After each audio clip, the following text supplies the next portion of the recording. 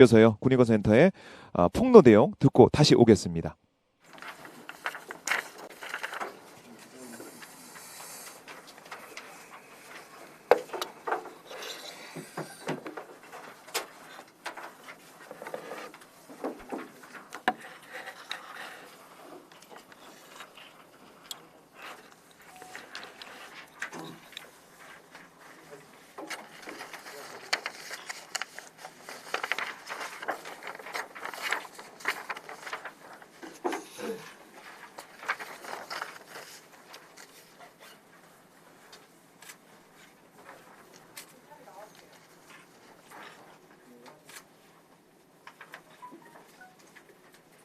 자료 다 받으셨죠?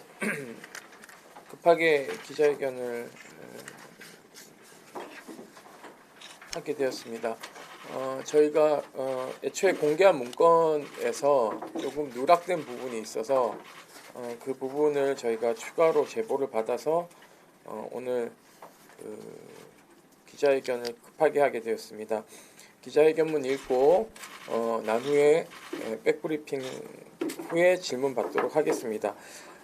개헌 문건 19대 대통령 선거 무산 계획도 담았다. 현 시국 관련 대비 계획 중 미공개 내용 추가로 폭로하는 기자회견입니다.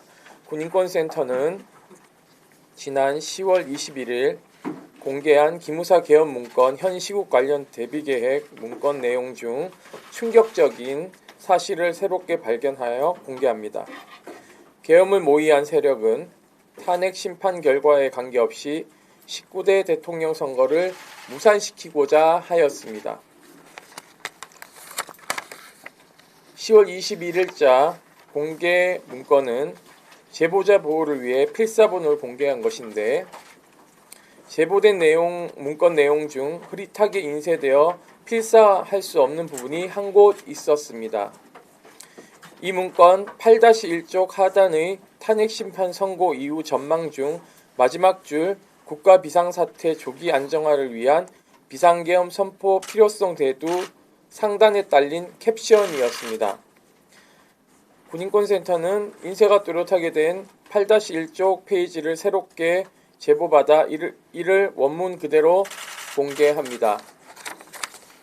여러분에게 나눠준 자료에도 있듯이 이 부분입니다. 이 캡션 마크가 제보 당시에 저희들한테는 너무 흐려서 보이지 않았던 문건인데 저희가 추가로 제보를 받아서 계엄 수행 기간이 인용시 2개월, 기각시 9개월이라고 나와 있습니다. 사실 이 문장만으로는 여러분들이 어떠한 추론을 할 수는 없을 것입니다. 하지만 이 사건을 쭉 팔로우한 군인권센터 입장에서는 계엄 모의 세력은 문건상에 계엄 수행 기간을 탄핵 인용시 2개월, 기각시 9개월로 상정하였습니다. 이는 매우 충격적인 대목입니다. 계엄 수행 기간의 구체적인 적시가 의미하는 바는 19대 대통령 선거 무산입니다. 탄핵 심판이 선고된 2017년 3월을 기준으로 생각해 볼 때 탄핵이 기각될 시 문건상 계엄이 끝나는 시점은 대선이 예정되어 있던 12월입니다. 마찬가지로 탄핵이 인용될 시에도 문건상 계엄이 끝나는 시점은 법에 따라 대선이 예정되어 있었던 5월입니다. 반정부 활동을 금지하는 포고령을 선포하여 야당 정치인들을 체포 구금하는 상황 속에서 대통령 선거일까지 계엄을 유지한다는 것은 사실상 대통령 선거를 무산시켜 독재 정권을 창출하겠다는 발상입니다. 박근혜가 대통령 직무에 복귀하건 황교안 권한대행 체제가 유지되건 당시 계엄을 이용해 내란을 일으키려던 이들은 계엄령을 선포하여 촛불 시민들을 짓밟고 대선까지 무산시키려고 하였습니다. 민주 질서를 완전히 전복하고자 한 것입니다. 이처럼 계엄령 문건은 대선 일정까지 고려한 매우 구체적인 내란 계획 문서였습니다.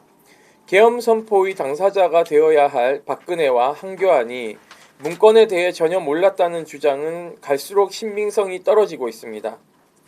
황교안 자유한국당 대표는 대통령 권한대행으로서 계엄을 선포하여 대선까지 무력화시키고자 한 내란 음모 계획의 전모를 정말 몰랐습니까?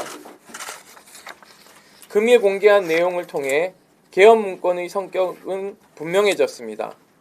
개헌 문건은 시민을 무력으로 진압하겠다는 계획을 넘어 당시 집권 세력의 정권 연장 플랜까지 촘촘하게 세운 신의 구테타 계획입니다.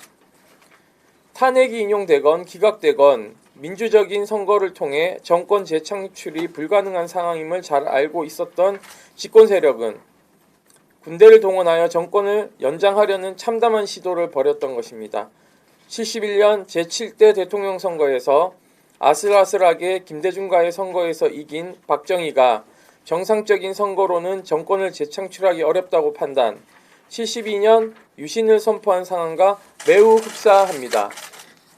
이처럼 구체적인 내용을 모두 파악하고 있는 검찰이 여전히 조현천을 잡아오지 못해 수사를 진행할 수 없다는 말만 반복하면서 재수사에 대한 국민들의 강한 요구에 응하지 않는 것도 문제입니다. 조현천은 개헌 문건의 공모자 중 한 명일 뿐입니다. 문건 작성에 참여한 실무자들의 신병을 모두 확보하고 있고 다른 공모자인 김관진 등의 신병도 확보되는 상황에서 조현천이 없어 문건이 내란 음모에 해당하는지 아닌지 밝힐 수 없다는 말은 어불성설입니다. 윤석열 검찰총장은 언제까지 수수방관하고 있을 것입니까? 검찰은 부실 수사에 대한 정치적 책임을 져야 합니다. 군인권센터는 양심 있는 공익 제보자들의 계속되는 제보를 통해 개헌 문건의 진실을 밝혀나가고 있습니다. 국회를 무력화시키고 대선을 무산시키려 했던 구테타 계획의 전모는 반드시 밝혀져야 합니다. 그러나 검찰은 요지부동입니다. 합동수사단이 수사를 은폐한 정황까지 드러났습니다. 국민들은 진실을 알고자 합니다.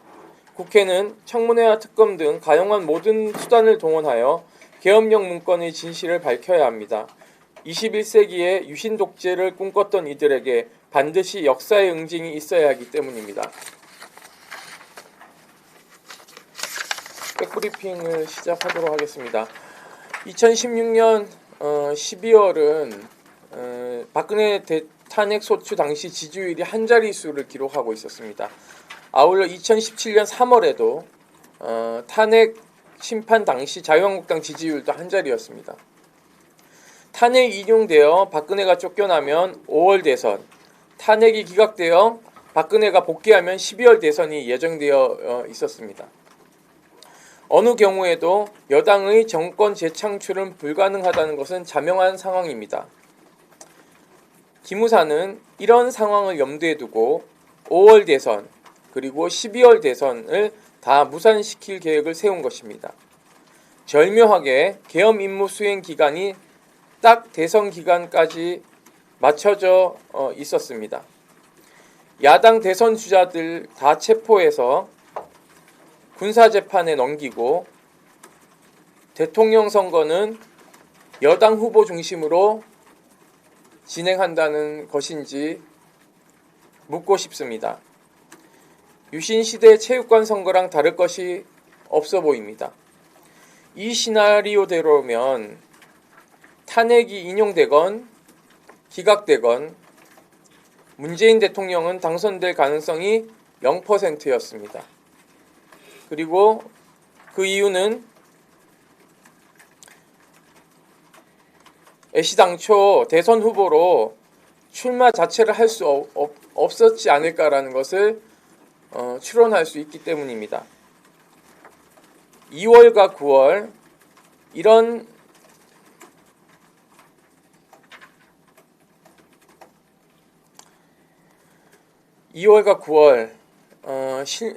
이런 건에 대해서 실무자들 머릿속에 이 사건이 조현천 밑에 있는 사람들이 과연 2월과 9월을 생각해낼 수 있었을까에 대한 이야기를 하는 것입니다. 계엄 문건은 단순한 계엄 검토 문건이 아닙니다. 정교하게 짜여진 탄핵 세력의 정권 연장 음모라고 할 수 있습니다. 그게 오늘 공개한 한 줄로 명확히 드러나는 것입니다.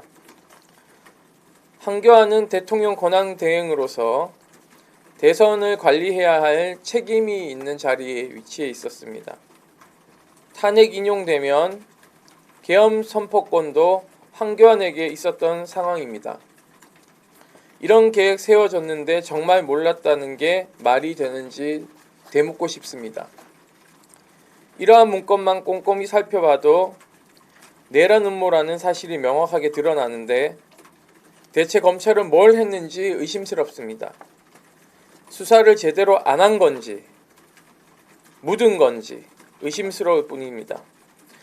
대선 무산, 국회 무력화, 야당 정치인 사법 처리, 명확한 사실들 다 드러나 있고 조현천 뺀 공모자와 실무자들 전부 신병 확보하고 있는데 검찰은 왜 수사를 중단했을까요?